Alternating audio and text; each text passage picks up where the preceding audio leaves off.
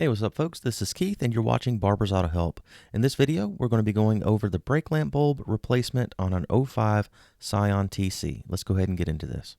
In this video, I'm going to be replacing the right-hand side brake lamp bulb. However, the left-hand side brake lamp bulb replacement is similar. First thing you'll need to do is open the hatch. And we're going to be working on the inside of the vehicle. You don't even have to remove the tail lamp to do this. You got this little door right here on the side. Go ahead and open that door up and remove it totally. And then you can see inside here you have two sockets exposed. This is the reverse lamp socket and this is the brake lamp socket. Grab the back side of the brake lamp socket, twist counterclockwise and pull out. The brake lamp bulb comes right out with the socket. Go ahead and separate the bulb from the socket and then put your new bulb into the socket. Place the bulb and socket back into the tail lamp assembly and lock the socket into place by twisting it clockwise.